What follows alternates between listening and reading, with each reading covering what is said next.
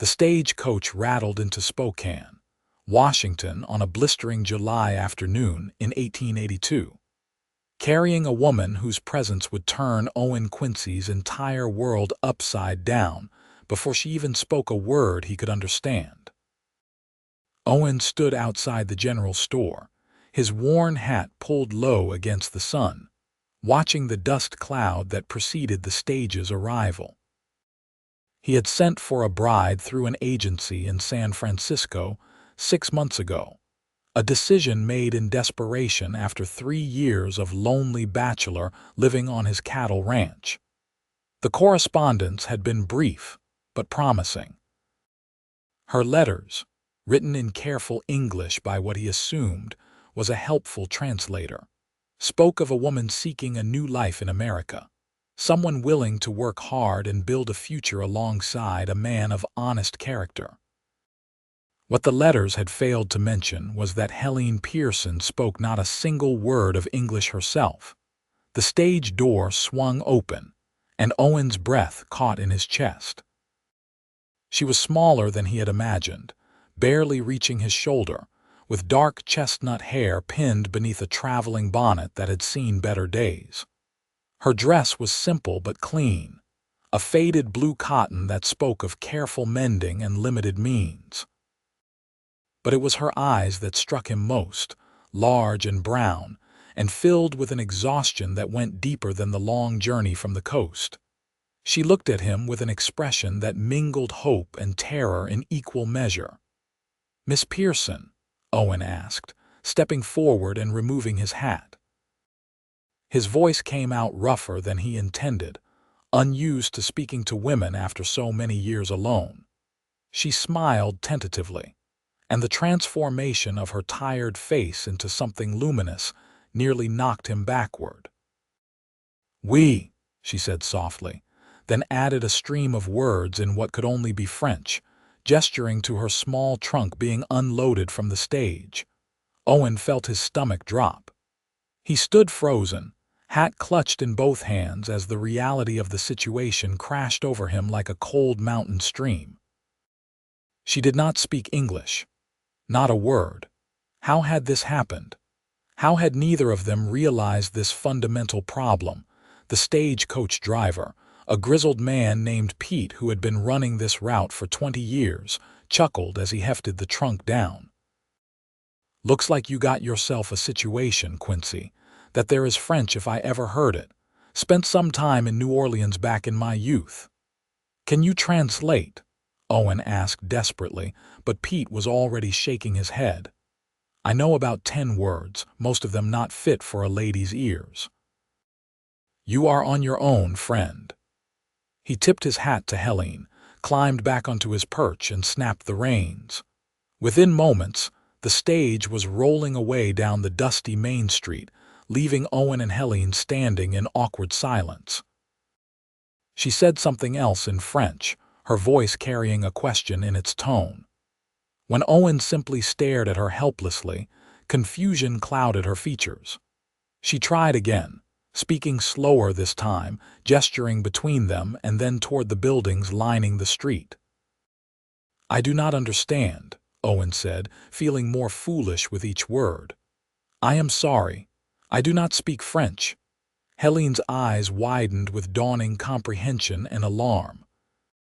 She spoke rapidly, her voice rising with distress, hands moving in animated gestures that conveyed her growing panic even if her words did not. Owen did what he could. He pointed to himself. "Owen," he said clearly. Then he pointed to her, raising his eyebrows in question. She understood that much at least. "Helene," she replied, placing a hand on her chest. Then she launched into another stream of French, this time with tears gathering in her eyes. The situation was rapidly becoming desperate. Owen looked around the street, searching for help, for anyone who might bridge this impossible gap between them. Spokane was still a relatively young town, barely 30 years old, with a population that included plenty of rough miners, loggers, and cattlemen, but very few who spoke languages beyond English, and perhaps some broken native dialects. "Come," he said gently, picking up her trunk with one hand and gesturing down the street with the other. "Let us find help."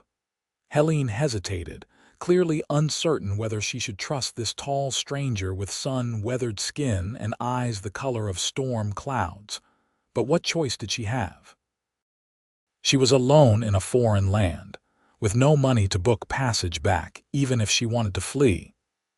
She had sold everything she owned in Quebec to make this journey, to escape a life of poverty and limited prospects after her parents died of fever the previous winter. She nodded slowly and fell into step beside him. Owen led her to the boarding house run by Mrs. Sarah Bennett, a widow who had arrived in Spokane a decade earlier and established herself as one of the town's more respectable proprietors. If anyone might know how to handle this situation, it would be Sarah. The boarding house stood at the end of Main Street, a two-story wooden structure painted white with green shutters.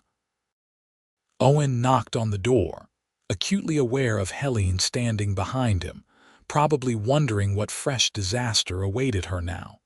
Sarah opened the door, wiping flour-dusted hands on her apron. She was a handsome woman in her mid-40s, with iron-gray hair and shrewd blue eyes that took in the scene before her with immediate understanding. "Owen Quincy," she said, a hint of amusement in her voice. "I heard your bride was arriving today. Congratulations." "We have a problem," Owen said without preamble. "She speaks only French, not a word of English, and I do not speak French. Not a word." Sarah's eyebrows rose, but to her credit, she did not laugh. She looked past Owen to Helene, taking in the young woman's obvious distress and exhaustion. "Well, that is quite a predicament. Bring her in. She looks about ready to fall over." The boarding house interior was clean and welcoming, with lace curtains on the windows and the smell of fresh bread coming from the kitchen. Sarah led them to a small parlor and gestured for Helene to sit in one of the cushioned chairs. The young woman sank into it gratefully, her posture suggesting she had been traveling for days without proper rest. "Does anyone in town speak French?" Owen asked, pacing the small room like a caged animal. Sarah thought for a moment. "There is a trapper who comes through sometimes, Pierre something or other, but I have not seen him in months. And old Judge Morrison studied languages at university back east, but he is laid up with a broken leg and meaner than a cornered bear right now. Wait, though, what about the priest?" "What priest?" "The new Catholic priest who arrived last month, Father Thomas. He is over at that little church they just finished building on 4th Street. Catholics often know Latin, and that is close to French, is it not? Worth a try, at least." It was the best lead they had. Owen turned to Helene and tried to convey through gestures that he would return shortly. She watched him with those large, uncertain eyes, and he felt something twist in his chest. This woman had traveled thousands of miles to marry him, and he could not even speak to her. The Catholic church was indeed small, barely more than a chapel, built of fresh-cut lumber that still smelled of pine. Owen found Father Thomas inside, a young priest with round spectacles and ink-stained fingers, arranging hymnals on the simple wooden pews. "Father, I need your help," Owen said, and explained the situation in quick, urgent sentences. Father Thomas listened carefully, then broke into a smile. "As it happens, I do speak French. I spent 2 years at a seminary in Montreal before being assigned here. I would be happy to help translate." Owen could have hugged the man. Together, they hurried back to the boarding house, where Sarah had managed to convince Helene to accept some tea and bread. The moment they entered, Father Thomas began speaking in fluid French, and the relief that washed over Helene's face was profound. She responded eagerly, words tumbling out in a rush, and Father Thomas listened with patient attention. The conversation went on for several minutes while Owen stood by helplessly, watching the play of emotions across Helene's expressive face. Finally, Father Thomas turned to Owen. "She says there has been a terrible misunderstanding. She hired a woman in Quebec to write her letters to you in English, but she thought you knew she spoke only French. The woman who wrote the letters apparently did not make this clear.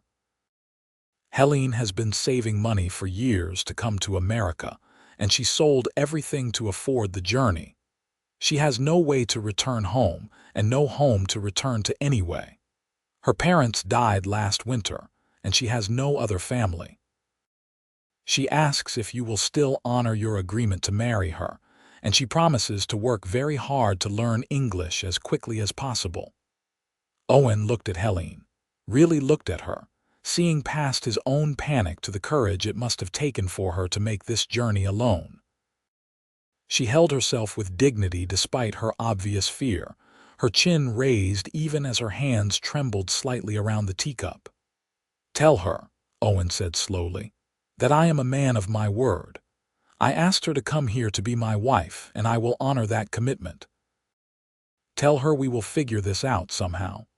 Father Thomas translated, and Helene's eyes filled with tears, but this time they were tears of gratitude. She spoke softly, her voice catching with emotion. "She says thank you," Father Thomas said. "She says she will be a good wife to you, and she will learn your language and your ways. She asks only for patience and kindness." "She will have both," Owen promised, and he meant it. They worked out a plan over the next hour. Helene would stay at the boarding house for a week while she recovered from her journey, and while Owen prepared his ranch house for a woman's presence. Father Thomas agreed to come out to the ranch every few days to help with translation until Helene's English improved. Sarah offered to help Helene with basic English lessons in the evenings. When it came time for Owen to leave, Helene stood and walked him to the door. She said something in French, then, hesitantly, placed her hand on his arm. Her touch was light but deliberate, a gesture of gratitude and tentative trust. Owen covered her hand with his own larger, calloused one, and for a moment they simply stood there, two people from different worlds trying to bridge an impossible gap. "We will be all right," Owen said, even though she could not understand his words. Perhaps she understood something in his tone, though, because she nodded and offered him another of those luminous smiles. Owen rode back to his ranch in a daze, his mind spinning with everything that had happened. His property sat about 5 miles outside of town, 200 acres of good grazing land with a creek running through it, and the pine-covered mountains rising in the distance. He had built the house himself 3 years ago, a solid structure of logs and stone with 2 bedrooms, a main room that served as both kitchen and living area, and a covered porch that faced the mountains. It had always felt empty, echoing with loneliness during the long winter nights. Now, suddenly, it would hold another person, a woman whose language he did not speak, whose customs he did not know, whose very thoughts remained a mystery to him. Over the next week, Owen threw himself into preparing the house. He scrubbed floors that had not seen a proper cleaning in months. He repaired the rocking chair on the porch that had a wobbly leg. He picked wildflowers and put them in a mason jar on the kitchen table, then felt foolish and nearly threw them away before deciding to leave them after all. He fixed the leak in the roof over the smaller bedroom and built shelves in the corner where Helene could store her things. Every other day, he rode into town with some excuse to stop by the boarding house. Father Thomas was often there, conducting English lessons with Helene at the dining room table. Owen would sit quietly nearby, listening to her careful attempts at pronunciation, watching her face scrunch in concentration as she tried to wrap her tongue around unfamiliar sounds. "Hello," she would say, the word coming out like L-lo, and Owen would smile encouragement. "Good," he would say, giving her a thumbs up. "Goot," she would repeat, and Father Thomas would gently correct her pronunciation. On the third visit, Helene greeted Owen at the door herself. "Hello, Owen," she said carefully, the words still heavily accented but unmistakably English. "Hello, Helene," he replied, feeling ridiculously pleased. "That is very good." She did not understand the rest of his sentence, but she smiled anyway, proud of herself. Sarah took Owen aside during that visit. "She is a good girl," the older woman said. "Smart as a whip, too. She is picking up English faster than I expected, and she helps around the house without being asked, does not sit idle for a moment. You could do worse, Owen Quincy." "I know," Owen said, watching Helene return to the dining room where her English primer lay open. "I think I am a lucky man." At the end of the week, Owen arrived with his wagon to collect Helene and her belongings. She wore a different dress today, a simple brown calico that Sarah had helped her alter to fit better. Her hair was braided and pinned in a coronet around her head, and she looked younger somehow, less exhausted and fearful than she had upon arrival. Father Thomas was there to help translate the final arrangements. "We should discuss the wedding," he said. "Would you like me to perform the ceremony?" Owen looked at Helene. "What does she want?" Father Thomas asked her in French, and she responded with several sentences, her hands gesturing expressively. "She says she would like to wait a few weeks," Father Thomas translated. "She wants to learn more English first, so she can understand her own wedding vows. She also hopes that you will use this time to be certain you want to marry her, now that you understand she cannot speak with you easily. She does not want you to feel trapped by duty." The thoughtfulness of this struck Owen deeply. "Tell her I already know I want to marry her," he said. "But if she wants time, we will take time. Tell her there is no pressure, and she should tell me when she feels ready." They loaded her trunk into the wagon, and Helene said goodbye to Sarah with what appeared to be genuine fondness, the two women embracing despite their language barrier. Then Owen helped Helene up onto the wagon seat, and they set off toward the ranch. The 5-mile journey passed in near silence, but it was not an uncomfortable silence. Helene looked around with obvious interest, taking in the landscape of pine forests and open meadows, so different from whatever she had known in Quebec. When a deer bounded across the road ahead of them, she gasped and pointed, saying something delighted in French. "Yes, a deer," Owen said, nodding. "We have many here." "Deer," she repeated carefully, filing the word away when the ranch house came into view, nestled in its valley with the mountains rising behind it. Helene said something soft in French that sounded almost like a prayer. Owen helped her down from the wagon, and she stood for a long moment simply looking at the place that would now be her home. He gave her a tour, pointing to things and naming them. House, porch, door, inside, table, chair, stove, bedroom. She repeated each word dutifully, her pronunciation improving with each attempt. When he showed her the smaller bedroom he had prepared for her, with its fresh linens and the shelves he had built, she turned to him with tears in her eyes and spoke in French, her voice thick with emotion. He did not need Father Thomas to translate the gratitude in her tone. "You are welcome," he said simply. That first evening was awkward as they navigated the simple tasks of coexistence without a common language. Owen made dinner, a simple meal of fried salt pork, beans, and cornbread. Helene watched carefully, clearly taking mental notes about where he kept things and how he prepared the food. When he set a plate in front of her, she waited until he sat down and bowed his head in a brief, silent grace before she began to eat. After dinner, she immediately began to clear the dishes, but Owen stopped her with a gentle hand on her arm. "Rest," he said, gesturing to the rocking chair on the porch. "You have traveled far." She did not understand all his words, but she understood the gesture. She shook her head and pointed to the dishes, clearly intending to wash them. Owen found himself in the absurd position of arguing with a woman he could not speak to about who should wash the dishes. Finally, they compromised without words, Owen washing while Helene dried and put things away, learning where everything belonged in the process. As the sun set, painting the mountains in shades of orange and purple, they sat together on the porch. Owen pointed to things and named them, and Helene repeated the words: sky, mountain, tree, horse. His horses grazed in the pasture, their dark shapes peaceful against the failing light. Stars, Owen said as the first ones appeared. Stars, Helene echoed, then said something in French, pointing upward. I wish I knew what you were saying, Owen said softly. She looked at him, and though she could not understand his words, perhaps she heard something in his voice because she reached over and briefly squeezed his hand. They fell into a routine over the following days. Owen would wake before dawn to tend the cattle and horses, while Helene rose shortly after to prepare breakfast.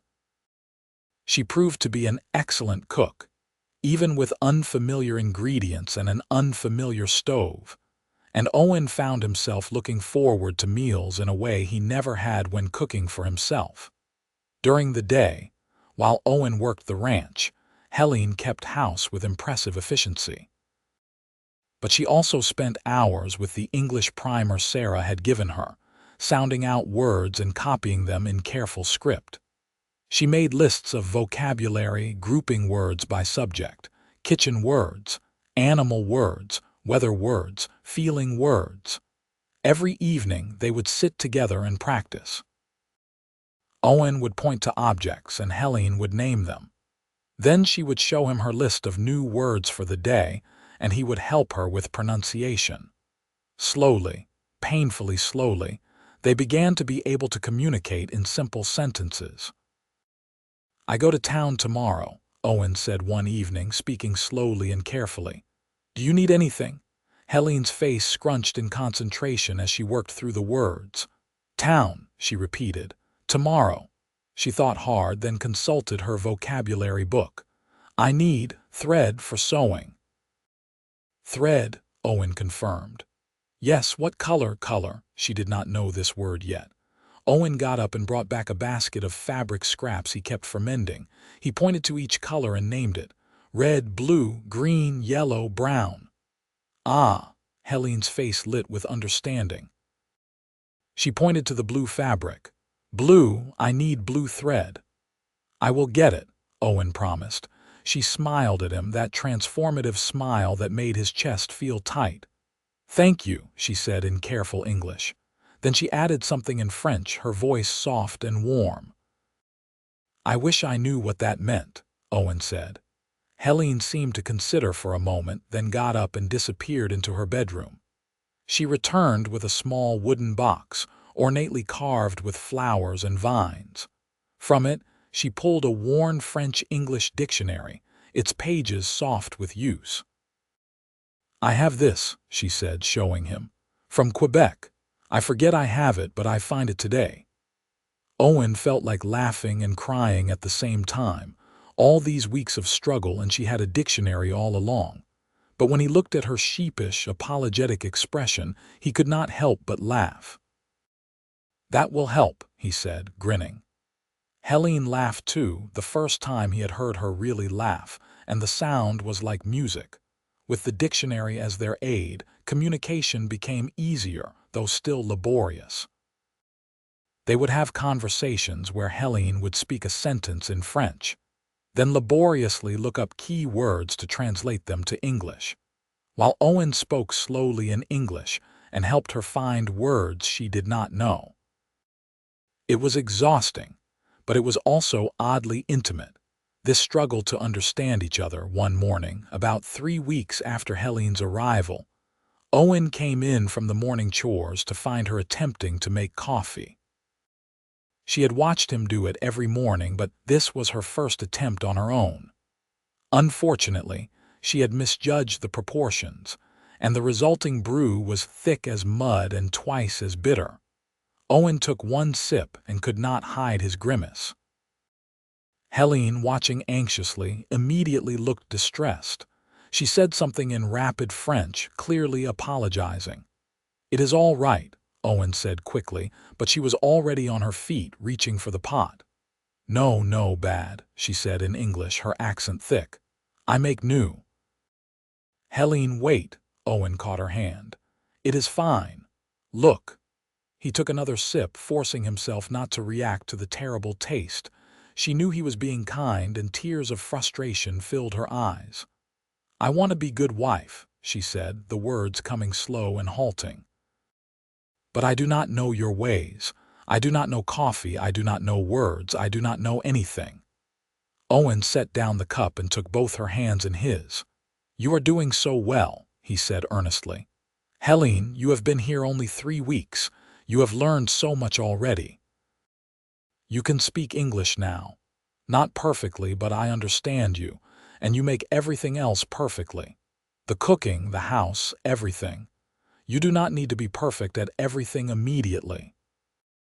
She understood enough of this to look slightly less distressed, though a tear still rolled down her cheek. Owen, acting on instinct, reached up and gently brushed it away with his thumb. The moment his hand touched her face, something shifted between them.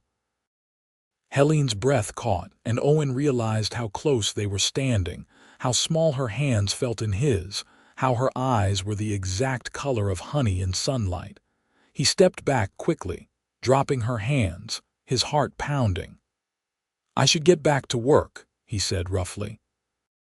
Helene nodded, her cheeks flushed, and turned back to the coffee pot. But something had changed. Owen felt it as he worked that day, felt it in the way his thoughts kept returning to the warmth of her hands, the softness of her skin, the trust in her eyes when she looked at him.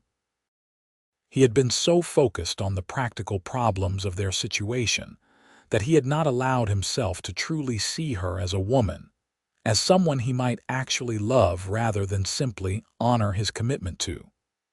That evening, Father Thomas came out to the ranch for one of his regular visits.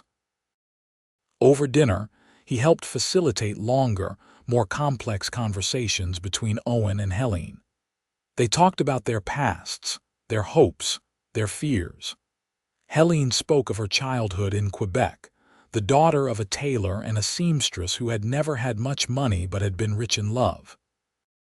She spoke of how proud they had been when she learned to read, how her father had saved for months to buy her books. She spoke of the fever that had taken them both within a week of each other, leaving her alone in the world at 22 years old.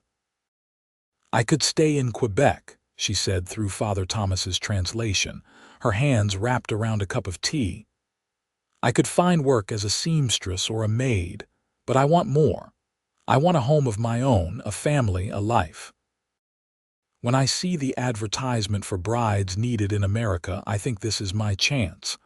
I sell everything, I save every penny, and I come here. I am scared, but I am also hopeful." "And now," Owen asked quietly, "are you still hopeful?"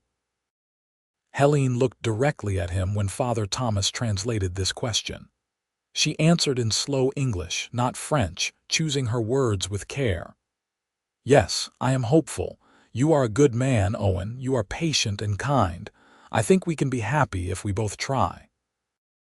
"I think so too," Owen said, his voice rough with emotion. After Father Thomas left, Owen and Helene cleaned up together in companionable silence. As they finished, Helene turned to him and said in careful English, "I think I am ready." "Ready?" Owen asked, confused. "Ready for wedding," she clarified. "I want to marry you if you still want to marry me." Owen felt his heart begin to race. "Are you certain? You do not have to rush." "I am certain," Helene said. She smiled a little shyly. "I am not scared anymore." "Then yes," Owen said, a grin spreading across his face. "Yes, let us get married." They set the date for 2 weeks away, enough time to make arrangements and for Helene to prepare. Sarah helped her sew a proper dress. a simple but lovely creation in cream-colored cotton with lace at the collar and cuffs. Owen bought a new suit from the general store, the first new clothes he had purchased in years.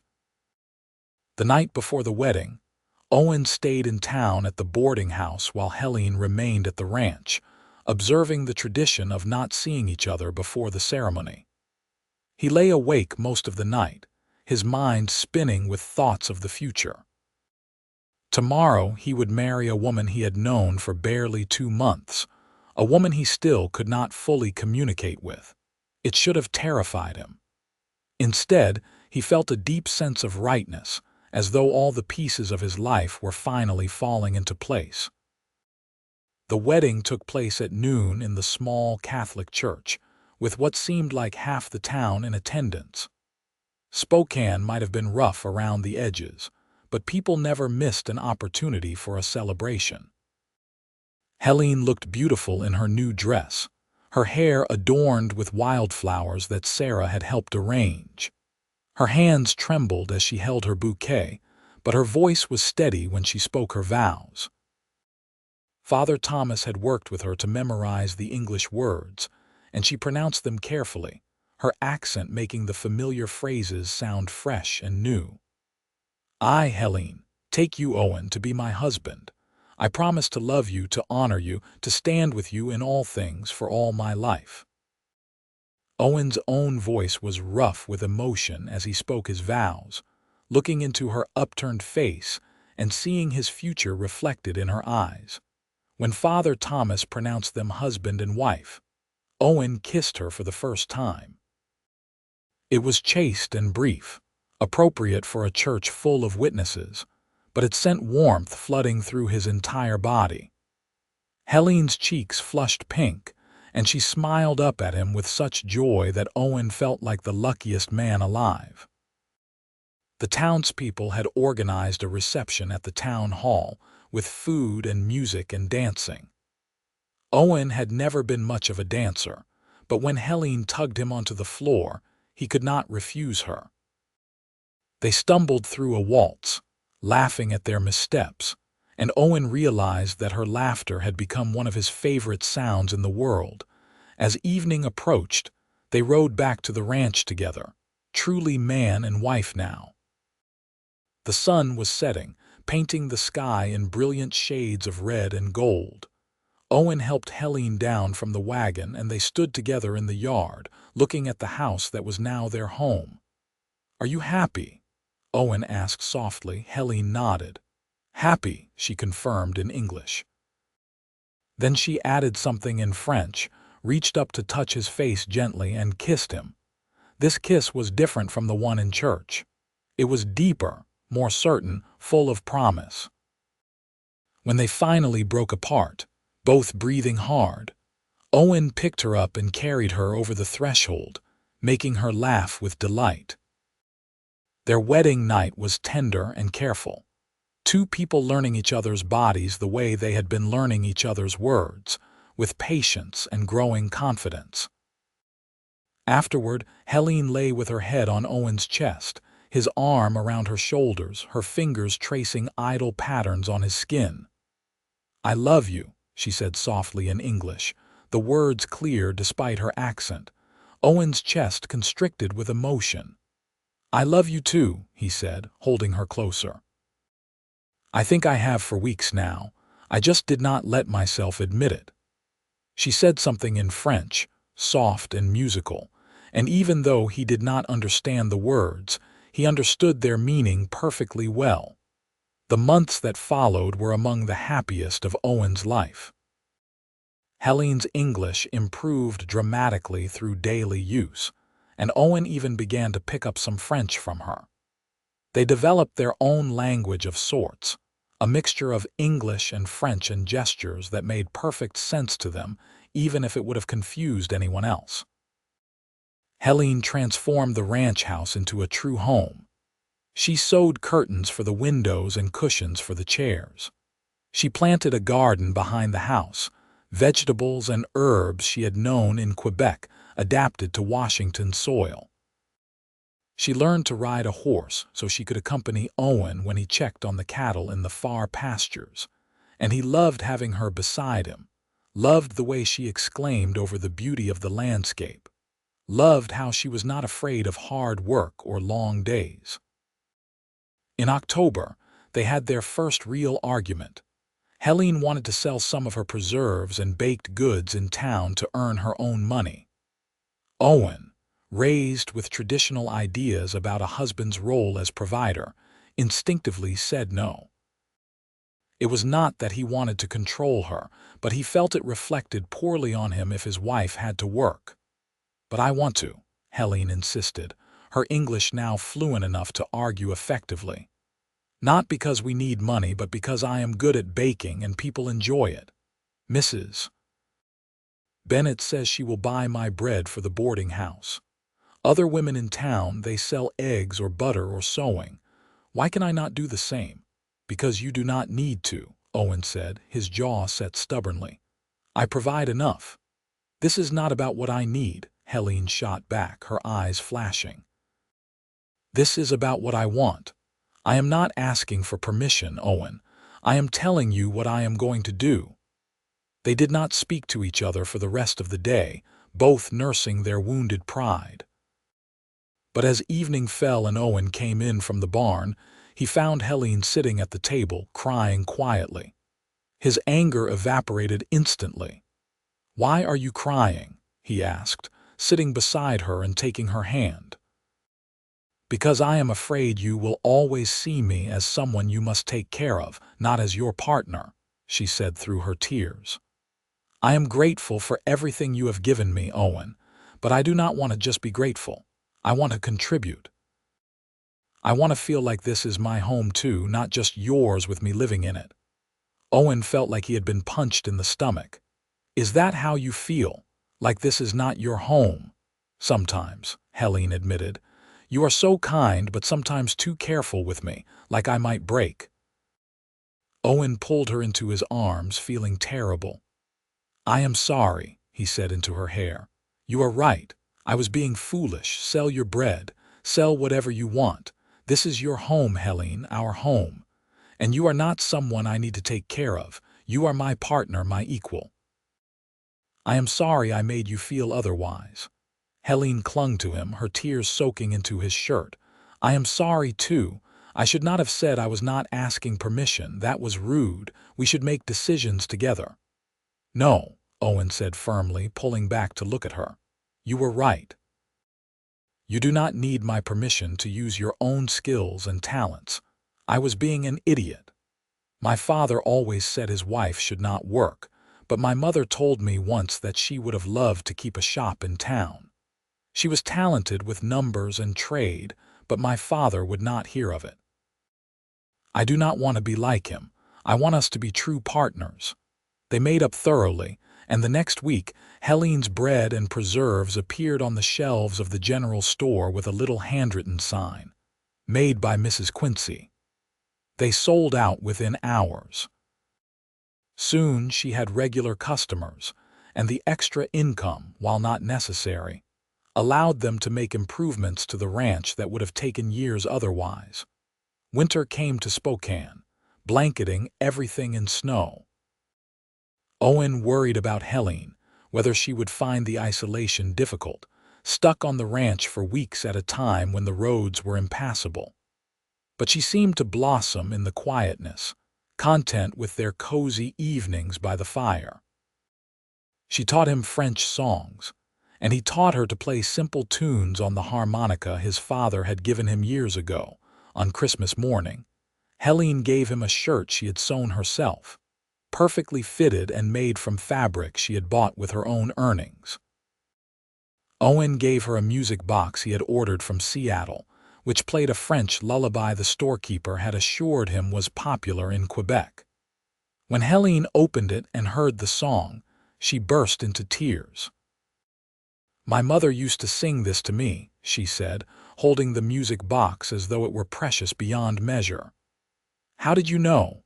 "I did not," Owen admitted. "I just hoped you would like something from home." She kissed him then, sweet and salt from tears, and whispered "Je t'aime" against his lips. "I love you too," he whispered back. In February, Helene missed her monthly courses. She said nothing for 2 weeks, afraid to hope, afraid to jinx it.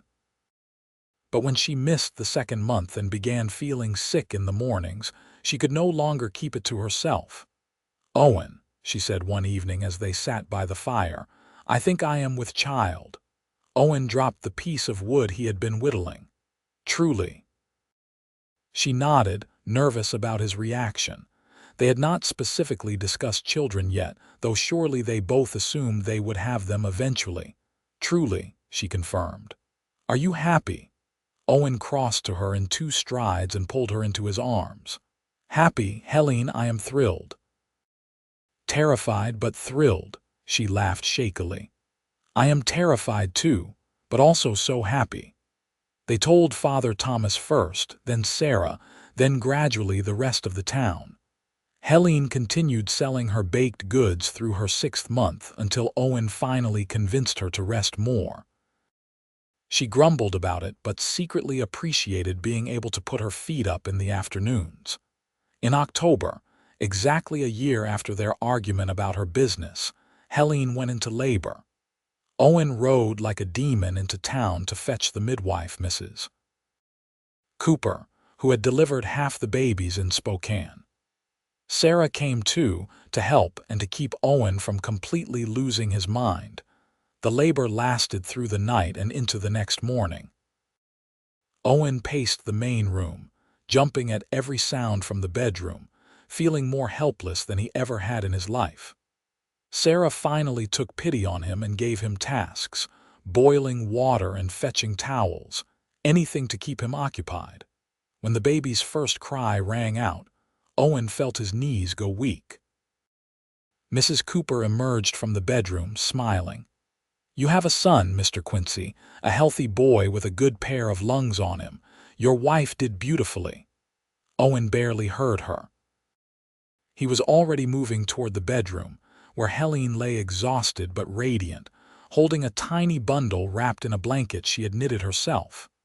"Look," she said softly as Owen approached. "Look what we made."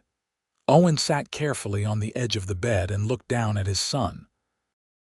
The baby had a shock of dark hair and his eyes squeezed shut as he made little mewing sounds. He was the most perfect thing Owen had ever seen. "He is beautiful," Owen said, his voice choked. "Like his mother." "And stubborn like his father, I think," Helene said with a tired smile. "He did not want to come out." They named him Henry, after Owen's father, with the middle name Pierre after Helene's father. Little Henry Quincy became the center of their world. Owen, who had never held a baby before, proved to be a natural father, walking the floor with his son at night when he fussed, changing diapers without complaint, singing terrible off-key lullabies that somehow always seemed to work. Helene watched her husband with their son and fell in love with him all over again. He was so gentle with Henry, so patient, his big rough hands cradling the baby with infinite care. This was the man she had traveled thousands of miles to find, and she had never been more grateful for her decision to come to America. Henry was 6 months old when 2 significant things happened. First, Owen's herd had grown large enough that he needed to hire help. He brought on 2 ranch hands, young men named Tom and Billy who had drifted west looking for work. With the extra help, the ranch prospered even more. Second, Helene realized she was pregnant again. This news she kept to herself for a bit longer, wanting to be absolutely certain. When she finally told Owen, he whooped with joy and spun her around, then immediately set her down and apologized profusely, worried he had hurt her or the baby. "Owen, I am pregnant, not made of glass," she laughed. "You can still touch me." I know," he said, but he remained ridiculously careful with her throughout the pregnancy. Their daughter arrived in the spring of 1885, during a rainstorm that turned the world green and fresh. This labor was faster than the first, and before Owen could fully panic, Mrs. Cooper was announcing the arrival of a healthy baby girl. They named her Marie, and she looked nothing like her brother. Where Henry had dark hair and his father's gray eyes, Marie had lighter brown hair and eyes the exact shade of her mother's. She was a calm baby, content to watch the world with solemn attention, so different from Henry's constant motion and noise.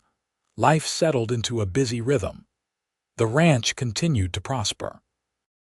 Helene's baking business had evolved, and now she supplied 3 establishments in town with bread and pastries.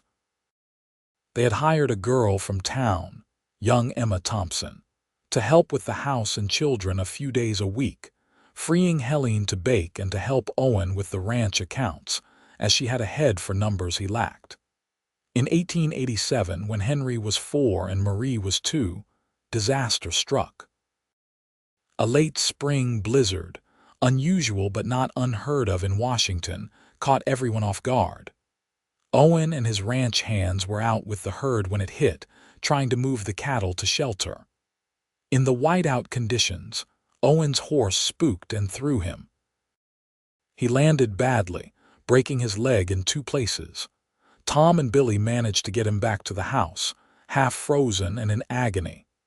Helene, seeing her husband's injury, did not panic.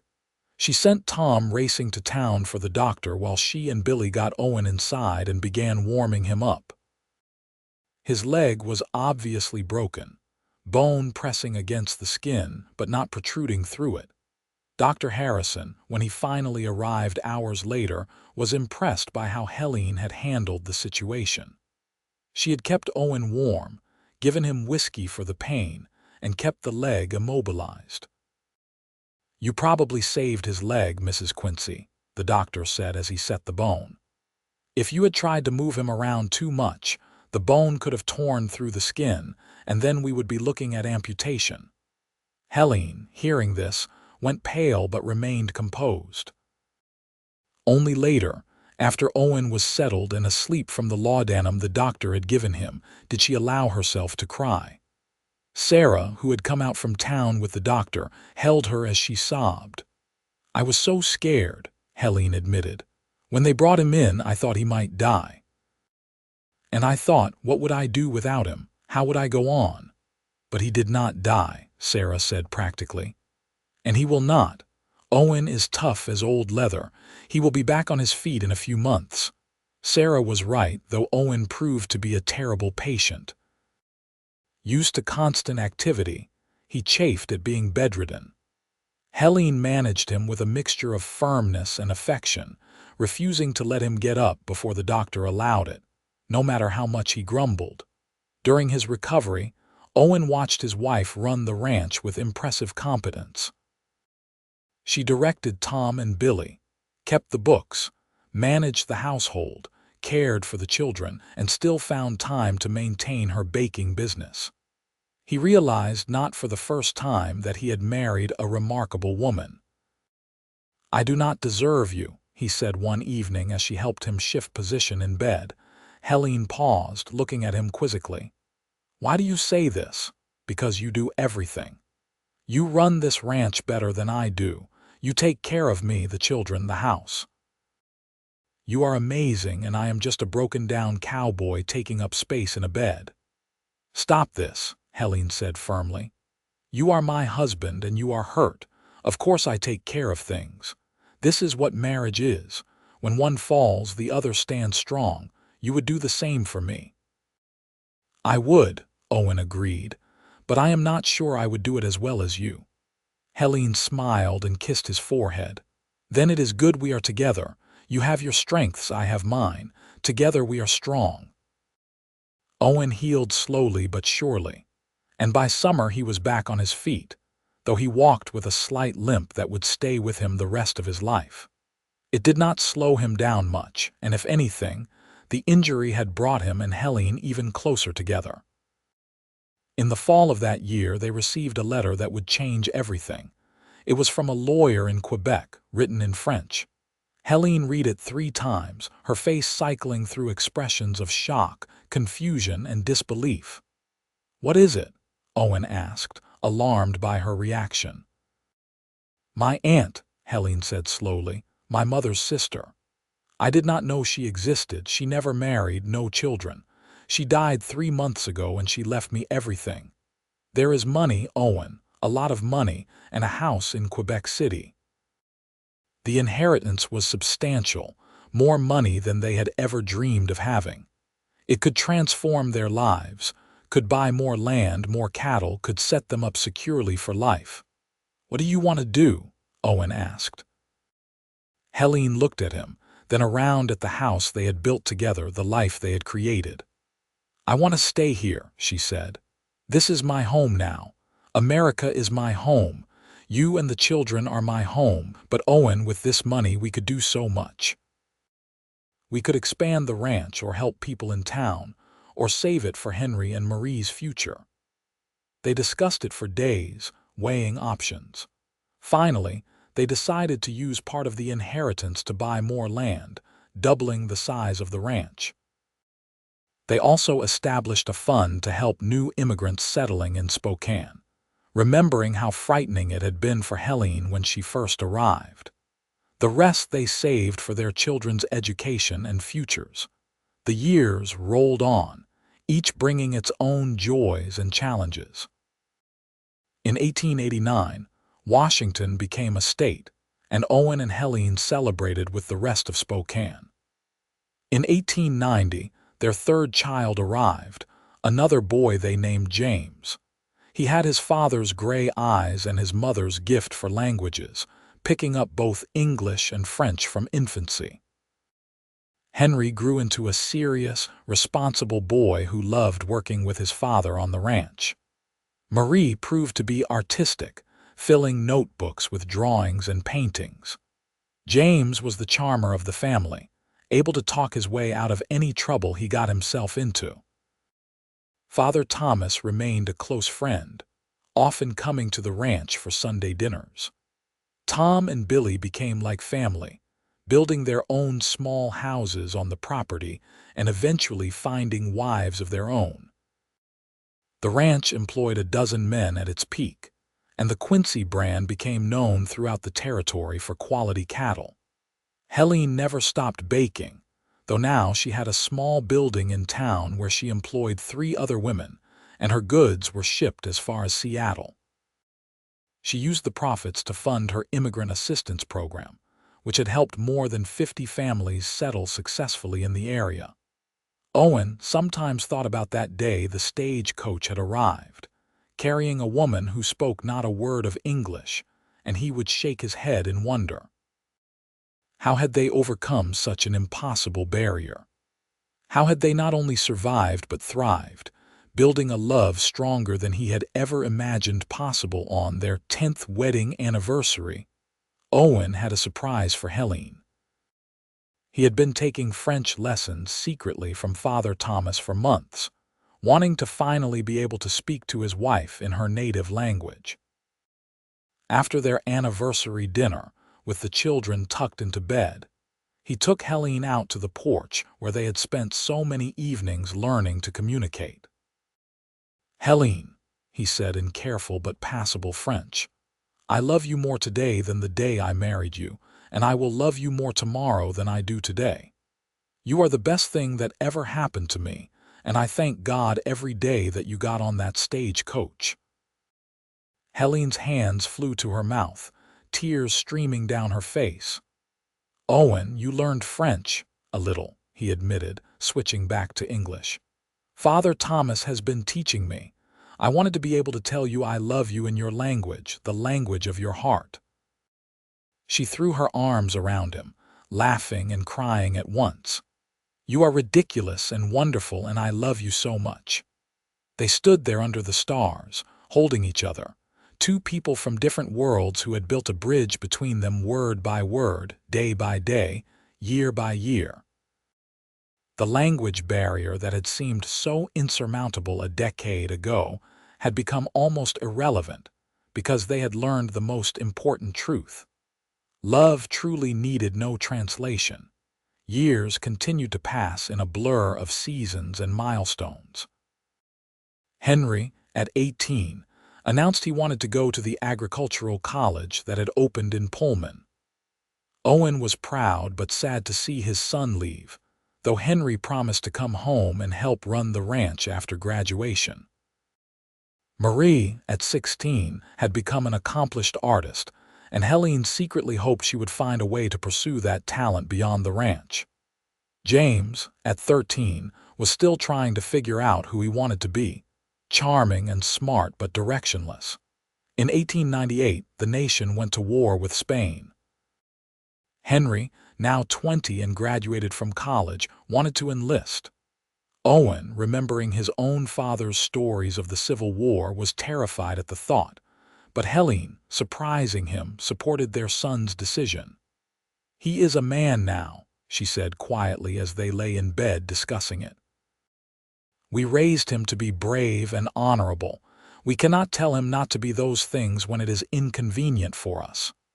"I could lose him," Owen said, voicing his deepest fear. "You could," Helene agreed, "and I am terrified too. But Owen, we could lose him to a rattlesnake bite or a fall from a horse or any number of things.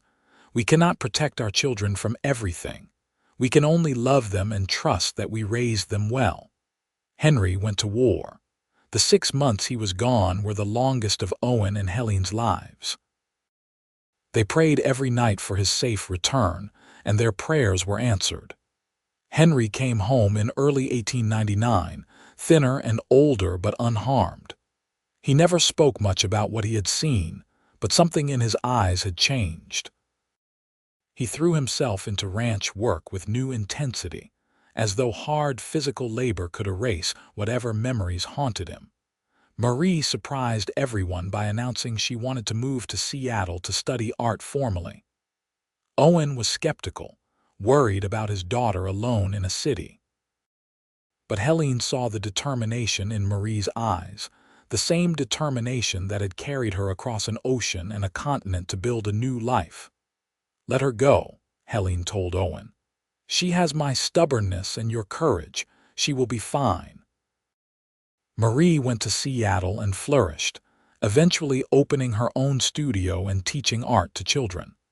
She wrote home regularly, her letters full of excitement about galleries and exhibitions and the vibrant cultural life of the city. James, to everyone's surprise, developed a passion for law. He apprenticed with Judge Morrison, the same judge who had been laid up with a broken leg when Helene first arrived in Spokane. The old judge saw potential in the young man and mentored him carefully. James eventually went east to attend law school and returned to open a practice in Spokane. As the new century dawned, Owen and Helene found themselves alone again, their children grown and building their own lives. The ranch was still thriving, managed now by Henry and his new wife, a practical farmer's daughter named Ruth. Owen and Helene had moved into a smaller house they built on the property, leaving the main house to Henry and Ruth. Owen was 53 now, his hair more gray than dark, his limp more pronounced in cold weather. Helene was 44, with silver threading through her chestnut hair and laugh lines around her eyes. They spent their days working in the large garden Helene had expanded over the years, visiting with their growing number of grandchildren, and enjoying the peace they had earned. One evening in the summer of 1902, they sat on the porch of their small house, watching the sunset paint the mountains gold and purple. It was a scene they had witnessed thousands of times, but it never grew old. "You ever wonder what would have happened if you had spoken French when I arrived?" Helene asked, speaking in a mixture of English and French as she still sometimes did when it was just the two of them. "I would have fallen in love with you faster, probably," Owen said, taking her hand, "though I do not see how I could have loved you more than I do. I used to be so angry at that woman in Quebec who wrote my letters," Helene confessed. I thought she had ruined everything by not making clear I did not speak English, but now I think maybe it was a blessing. How so? Because we had to learn to communicate in other ways. With gestures and patience and effort. We had to really pay attention to each other, really work to understand. I think it made us closer than we might have been otherwise. We built our language together, word by word. We built our love the same way. Owen squeezed her hand. You might be right. Though I do not recommend it as a strategy for young couples. Helene laughed, the same musical laugh that had captivated him 20 years ago. No, probably not. They sat in comfortable silence as the stars began to appear. After a while, Helene said softly, Je t'aime, mon cœur. I love you too, my heart, Owen replied, now fluent enough in French to understand and respond. Always. In 1904, Henry and Ruth had their fourth child, a daughter they named Helene after her grandmother. Old Helene wept when she first held her tiny namesake, overwhelmed by the knowledge that her name, her legacy, would continue in this new land she had made her own. That same year, Marie married a fellow artist in Seattle, a kind man named David who appreciated her talent and supported her ambitions. James married a judge's daughter in Spokane, a sharp-witted woman named Catherine who was studying to become a teacher. Owen and Helene attended both weddings, proud beyond words of the adults their children had become. As their children married and started their own families, Owen and Helene became the patriarch and matriarch of a growing clan. Sunday dinners at the ranch became legendary, with multiple generations gathering around a table that had been expanded numerous times to accommodate everyone. Helene would cook French-inspired dishes alongside traditional American fare, while Owen would tell stories about the old days that grew slightly more embellished with each retelling. Tell us about when grandmother arrived, the grandchildren would beg, and Owen would launch into the tale of the woman who stepped off the stagecoach speaking only French, and how they had learned to love each other across the divide of language. The important thing, he would always conclude, is that love is not about the words you say. It is about the actions you take, the patience you show, the effort you make. Your grandmother and I could not speak to each other at first, but we could be kind to each other. We could be patient with each other. We could choose every day to try to understand each other. That is what love really is. In the spring of 1910, Father Thomas passed away peacefully in his sleep at the age of 72. His funeral was held in the church where he had married Owen and Helene almost 30 years earlier. Helene wept for the man who had been their bridge when they had needed it most, who had become their dear friend and confidant over the years. She gave the eulogy, speaking in both English and French about the priest's kindness and wisdom. He taught us that language is important, she said, her voice steady despite her tears. But love is more important. He gave us words when we needed them, but more than that, he gave us patience and understanding. He showed us how to build a bridge between our worlds. I will miss him every day. Sarah Bennett, now in her 80s, sat in the front pew and nodded approvingly. She had become like a mother to Helene over the years, and Helene cared for her as Sarah's health began to fail. When Sarah died the following year, she left the boarding house to Helene, who donated it to the Immigrant Assistance Fund to be used as temporary housing for new arrivals. Time moved ever forward. The automobile arrived in Spokane, loud and smoky and fascinating to Owen despite his complaints about the noise. Helene learned to drive one, laughing at Owen's nervousness as she navigated the streets of town. The world was changing rapidly, becoming more modern, but the ranch remained a place where old values of hard work and family still reigned supreme. In 1915, Owen woke one morning feeling strangely tired. He dismissed it, attributing it to age and a poor night's sleep. But over the following weeks, the fatigue persisted, along with an aching in his chest that he could not quite shake. Helene, worried, insisted he see the doctor. Dr. Harrison, now retired and his practice taken over by his son, examined Owen carefully. The diagnosis was grave. His heart was failing, worn out by a lifetime of hard work and the lingering effects of that long-ago injury in the blizzard. "How long?" Owen asked bluntly. "Impossible to say for certain," young Dr. Harrison replied. "A few months, maybe a year if you are lucky and take things very easy." Owen nodded, accepting the news with the same stoicism he had faced every other challenge in his life. That evening he told Helene, holding her as she cried. "We knew this day would come eventually," he said gently. "We have been lucky, you and I. We have had almost 35 years together. We have raised 3 wonderful children. We have built something that will last long after we are gone." "I am not ready," Helene said fiercely. "I will never be ready to lose you." "I know," Owen said. "I am not ready either. But Helene, listen to me. When I am gone, I do not want you to spend years mourning. I want you to live. Keep baking, keep helping people, keep spending time with our children and grandchildren. Promise me." "I cannot promise that," Helene said through her tears. "Promise me," Owen insisted.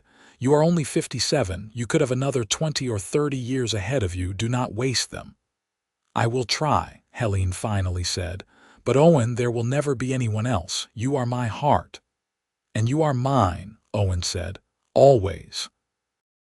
Owen defied the doctor's predictions, living not for months but for almost 2 more years. They were good years, peaceful years. He taught his grandsons everything he knew about ranching and horses.